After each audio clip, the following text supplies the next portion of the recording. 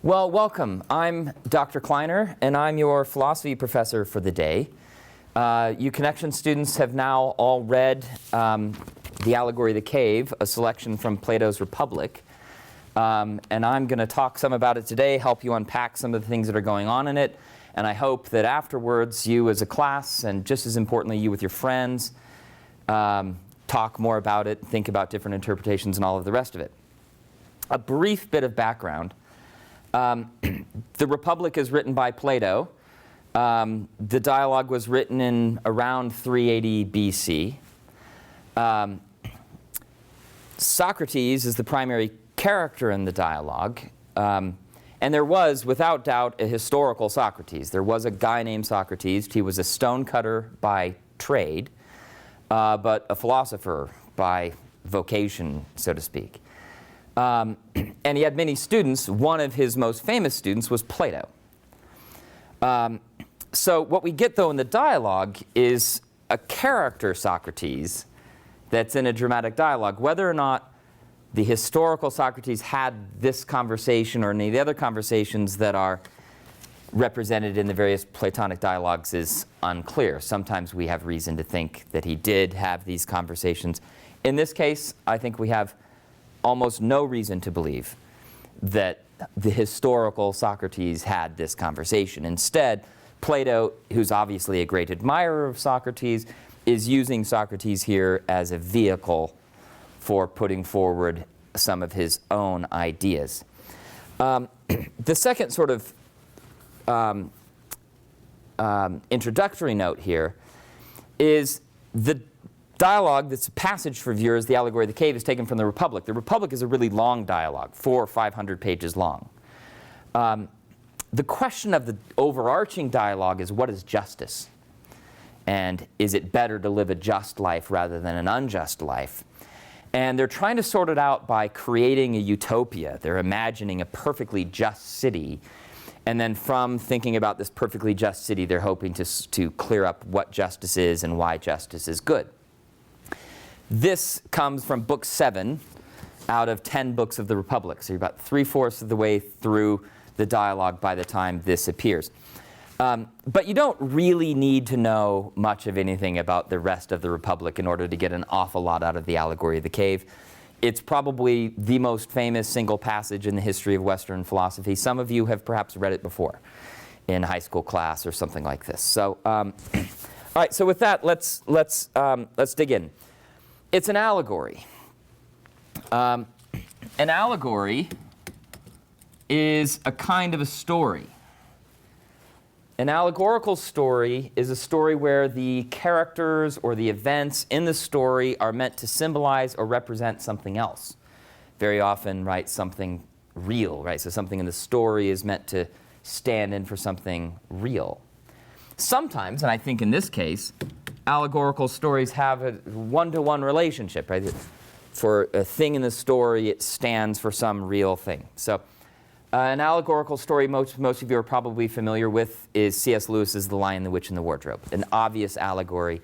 Aslan is quite obviously God. Jesus, right, who dies on the stone table and all of it. Peter is not so imaginatively Peter, right? You know, and there's it's an obvious allegory. Now, not all stories are allegories. The Lord of the Rings, that some of you might know, Tolkien was very clear that he did not want the Lord of the Rings to be read allegorically. The ring is not the nuclear bomb, or you know, isn't Satan or something like this. He didn't think it was allegorical. But this is an allegory, which means that whatever characters and events are in the story, Plato thinks that there is some corresponding reality that these events and characters in the story are meant to symbolize. Okay?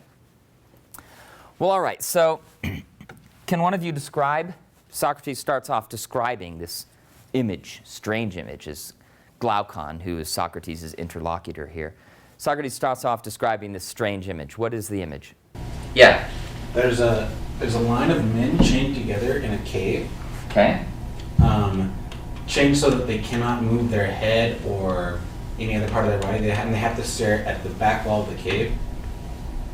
The cave is open behind them, and there's a fire, like, I don't know, maybe at the mouth of the cave. And between the fire and them, there's like a walkway almost. Yes. And it's also described as like a type of curtain with a walkway behind it. And people pass by on that walkway carrying like statues or like images of animals and things like that. And so what the people in the cave see are the shadows of those animals. Excellent. All right. Now, first of all, forgive the lousy drawing. The lowest grade I got in college was in charcoal drawing. But it really was. But you have these cave dwellers. They are bound up in chains such that they can't turn their heads around. And they are looking at shadows that are being cast on the wall. These shadows are being cast because there's this low wall up here with a fire, and people are holding things up. That's supposed to be a tree. People are holding up trees or monkeys or, whatever kinds of statues. And they're also, we find out later, making the appropriate sounds, right? So they hold up monkeys, they're making monkey sounds, and it's echoing in the base of the cave. So these people down here are seeing these shadowy images and hearing the sounds come along with them. And then, there is up above the real exit to the cave and the sun and all of the rest of it. Okay, so Glaucon says, well, that's a really strange image that you've shown us. And these are really strange prisoners. And Socrates says something that I hope you found a little bit disturbing. Who are these people in the allegory? Like us. They're like us, bottom of the first page. They're like ourselves, I replied. That's us. You are, Socrates, Plato is suggesting here, a prisoner in a cave, looking only at the shadows of things. All right, so what ends up happening here? Guys, before we get to that, what are they doing down there? What are these cave dwellers spending their time doing? They're trying to guess the objects. Yeah, he says on, Shadows. he says on page 2, if they were able to converse with one another, would you not suppose that they were naming what comes before them? This, I think, is really significant. When you name something, what you're doing is you are identifying it. You're saying what it is. I mean, I have young children, right? And my favorite age is that kind of, round 2, where the language theorists call it the language explosion, right? Where all of a sudden the kids start naming stuff all over the place. And it's great fun taking them to the grocery store because they're just naming apple, orange, watermelon, banana, right? Naming everything. Now, what are they doing? They're rendering their world intelligible to them, right? This activity of naming is the activity of reason. It is our reason coming to intelligently apprehend an intelligible world. Human beings, this is a pretty unique activity in the world. Language, this ability to name. So they're naming the things that come before them because they desire to understand, right? There's some natural impulse that they have to render intelligible their experience, the world in which they find themselves. Now, of course, the trouble is that's not a tree. It's a shadow of a statue, which is itself a copy of a real tree, right? They're many times removed from really identifying the things, giving the things the name that properly deserve the name, right? The truth for them, this is page 2, would literally be nothing but the shadows of things on the wall. Now, of course, they're none the wiser because they've been down there their whole lives and have never been able to turn around, and this is their whole world, as it were. They don't know anything different. Okay, so now what ends up happening in the story? The prisoners get released. One of them gets released. We don't really get told how. He gets released, and what does he do? He leaves the cave. He leaves the cave. He starts, though. Doesn't he stand and feel pain because he's been stuck in the same position watching the wall? Yeah, and it's worth noting here. This is on page 2. One of them is released and disabused of their error. At first, when any of them is liberated and compelled to stand up. You get the sense that one of them gets released, but he keeps just sitting there. He has to be made to turn around. He's compelled to turn around. And when he does turn around, it's painful for him because he's been, well, it's like the experience when you go to a matinee movie, and then if you go out the side exit where you go just immediately outside, so your eyes are adjusted to the dark, and then you go outside and the light is dazzling to you, and it's disorienting and even a little bit painful. That's the experience that he has. So he turns around, and it's, the light from the fire is so bright that it's, he's pained, he is uncomfortable and pretty unhappy. And then he's told by the person who's taking him out, hey, these things here, these things are nearer to being than the things you were seeing before. These things are more real than the things you were seeing before. Now, what do you expect his response is to that? You're crazy, right? What kind of nonsense are you talking about? This is craziness. So then page 3, suppose once more he's reluctantly dragged up a steep and rugged ascent. He's hardly a voluntary participant, dragged out and held fast, now in the sunlight. You can imagine how disturbing that is to his eyesight, having had his eyes for his whole life been adjusted to the dark of the cave. He's held down, look at it, the light, look at it, right? And it's really traumatizing for him, right? And he's pained and dazzled and irritated and really, really unhappy. Except, eventually his eyes adjust, right? And he starts kind of first looking at, things, and then kind of slowly looks up, looks at the tree, and then finally, even though his mom told him not to, he looks directly at the sun. And when he looks at the sun, he sees the truth of everything. This is page 3. Last of all, he'll be able to see the sun, and not mere reflections of him in the water, but he will see him. He's kind of personalizing the sun here, in his own proper place and not in another, and he will contemplate him as he is, and he'll see the sun as the thing who gives the seasons of the years, and is in a certain sense the cause of everything else that is. The sun, somehow, what he gets to here is like the first principle of everything else. And having apprehended the first principle of everything else, he's become wise. He has knowledge. He understands everything. And he's overjoyed, and he looks back at his former comrades in the base of the cave, and he feels sorry for them. But he doesn't get to stay out there. He's made to go back down. And what is his experience when he returns? Yeah. Well, when he's chained up again, and he goes back to playing the game of naming the things that are on the wall, he's terrible at it because his eyes aren't adjusted to the dark. And so all the rest of his comrades in the cave begin to make fun of him, oh, we're never gonna leave the cave. If someone comes out, we're gonna try to. If someone comes to get one of us, we're gonna turn on them and kill them so that they don't take us out. Yeah. So you can imagine this guy's response. He comes down. He says, "Hey guys, guess what? You've been living a lie your whole lives. Nothing that you believe is really true. But I've seen the light," literally, right? The allegory here is pretty obvious. "I've seen the light, I've seen the truth, and come with me, you got to check this out." You're crazy, right? Well, all right, let's see how great you are. And they play like a Cave Dwellers Jeopardy game. It's like a knowledge bowl. Who can name the most things that come in front? And you'll see around campus, it must be in some, forestry class or something. You'll see students on campus walking around with a clipboard, looking really closely and intently at trees.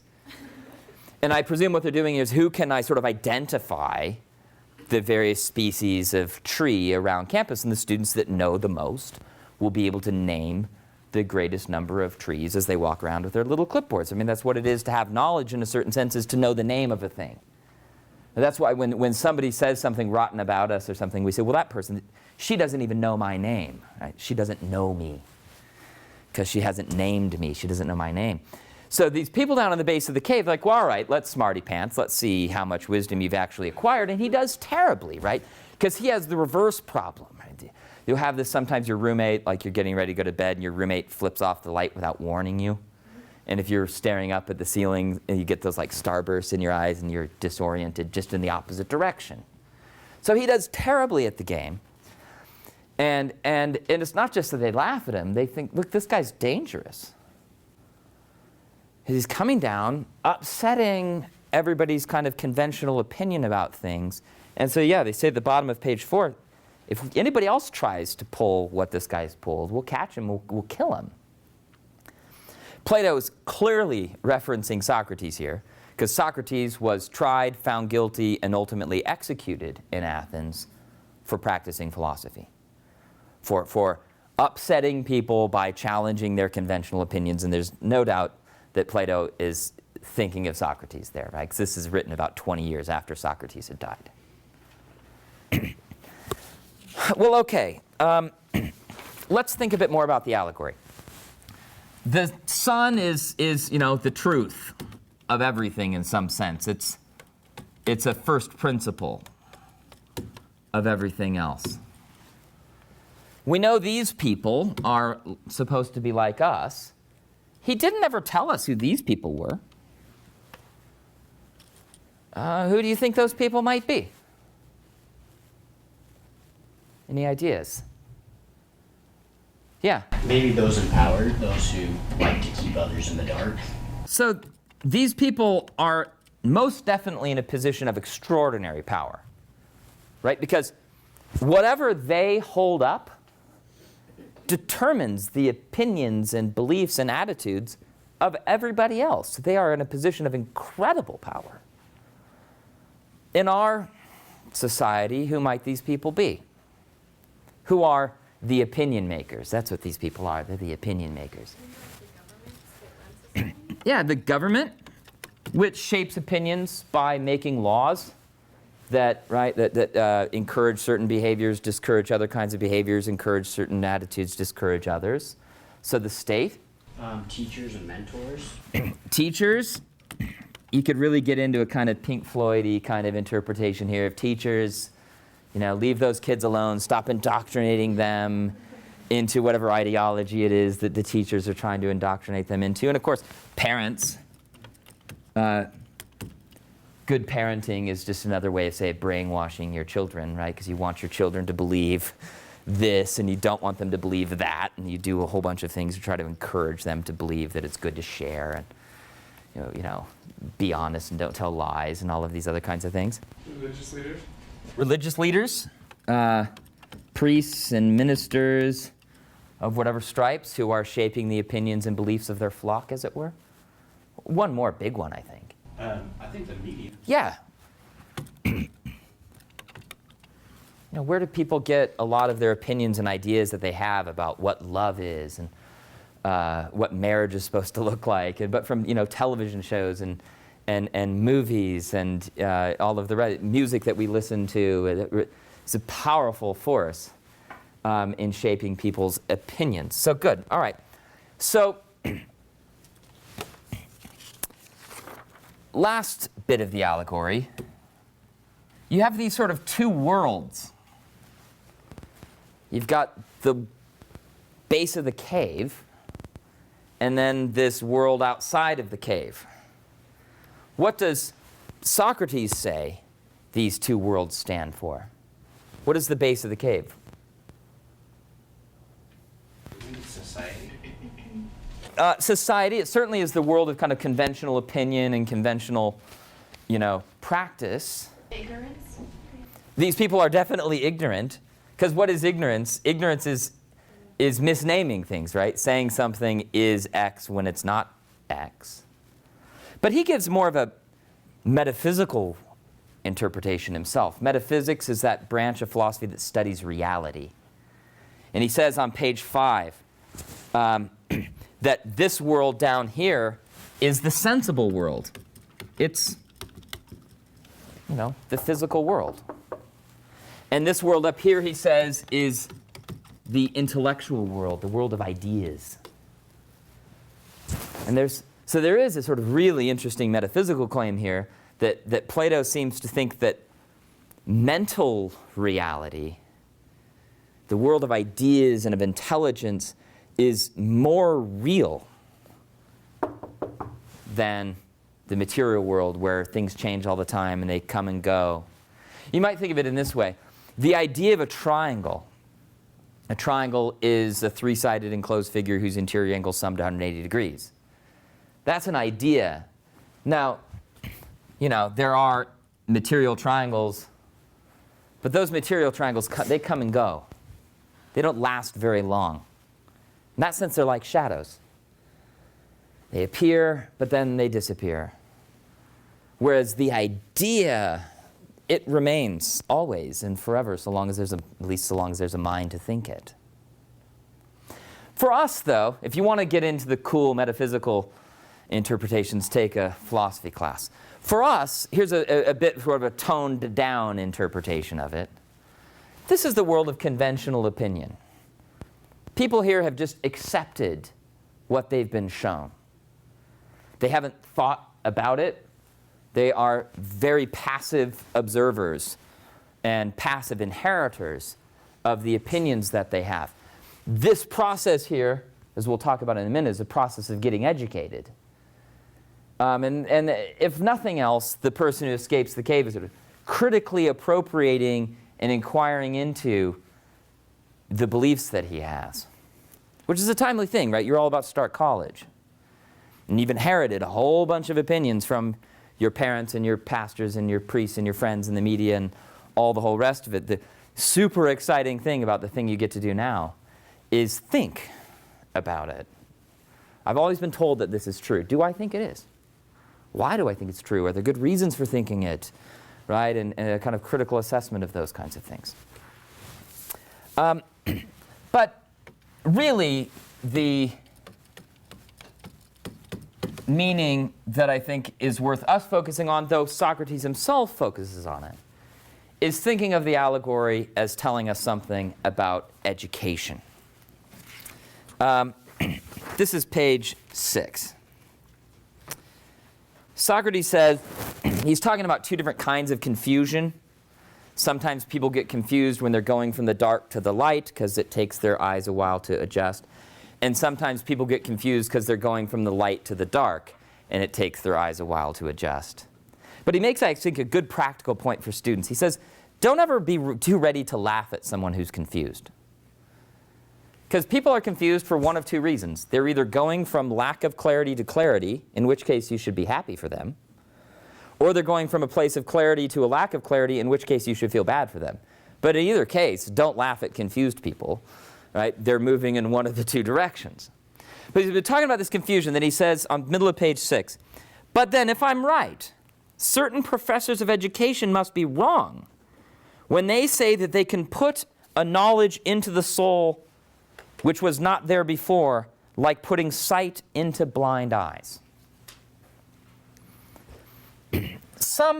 Paulo Freire calls this view the banking model of education.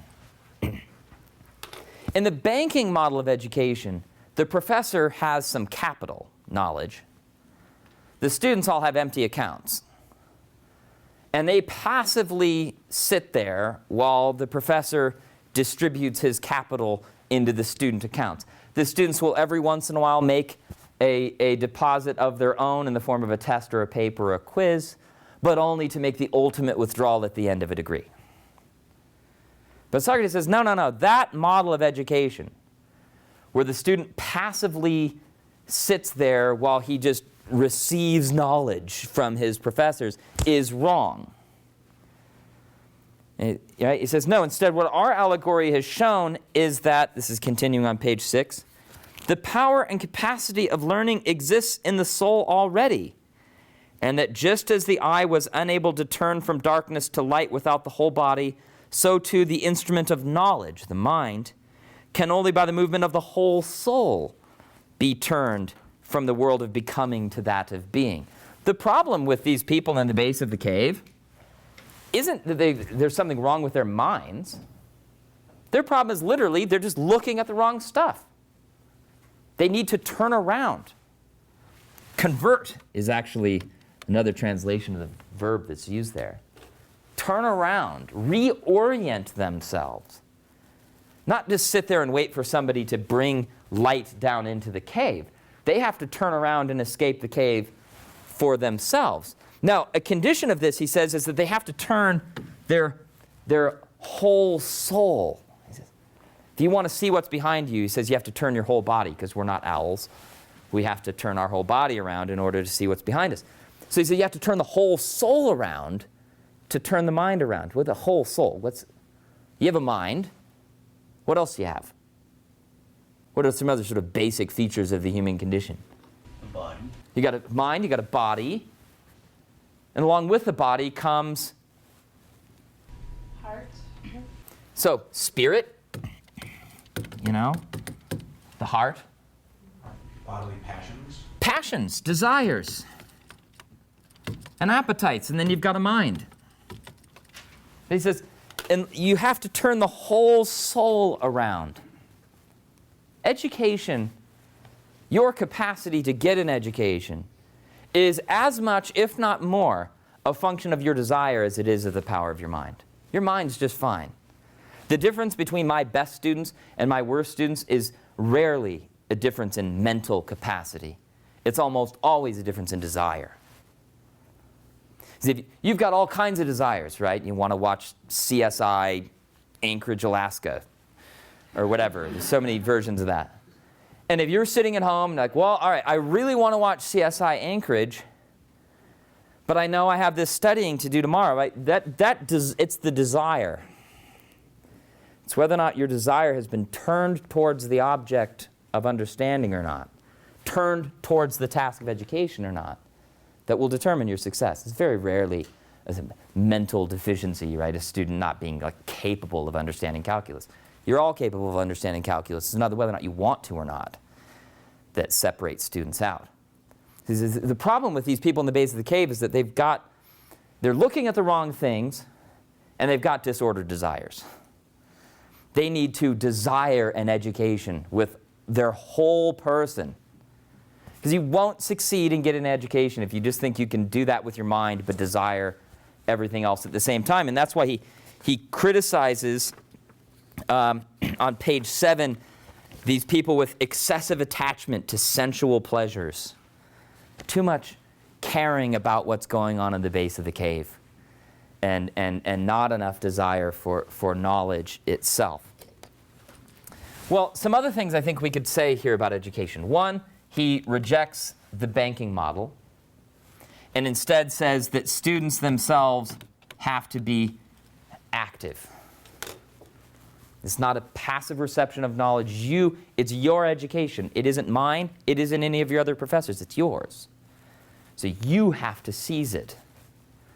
Nobody can get an education for you. You have to get it for yourself. Now, one other conclusion we might draw is that this will sometimes be painful for you. The guy escaping the cave, the guy who's getting an education, he's not always happy about what's happening. Because there's probably lots of other fun things to do, right? Other than wrestling through a passage of Kant's First Critique or trying to understand quantum mechanics, right? I mean, sometimes that can be painful and fatiguing and all of the rest of it. But, that's just, he thinks, in a certain sense, a necessary part of it. Now, one last question.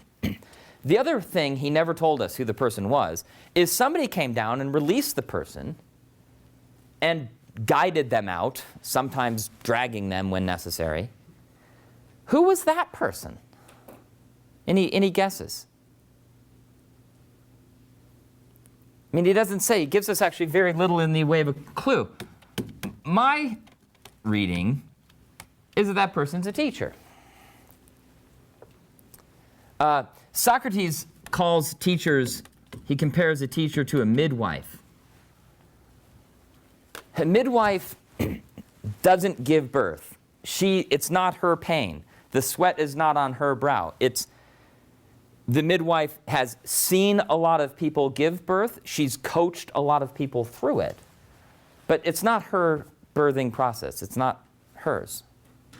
In the same way, your teachers, it's not their education, it's yours. They can coach you through, tell you when to push and push and push, and it'll be painful.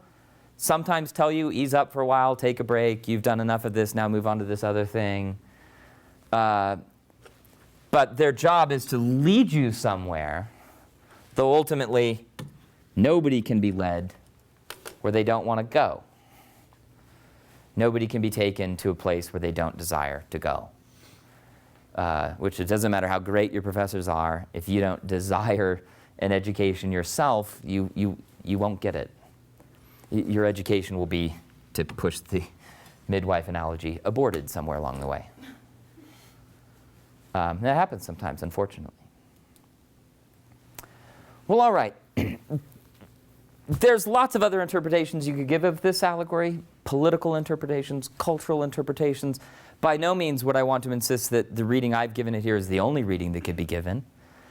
And I hope that with your connections classes, you talk about other possible interpretations, unpack these ideas more, think more about it, talk about it with your roommates and all the rest of it. You'll be taking a quiz pretty soon, so you'll also want to think clearly about the lecture and the reading and all the rest of it, prepare for the quiz. Have a good day. Thank you.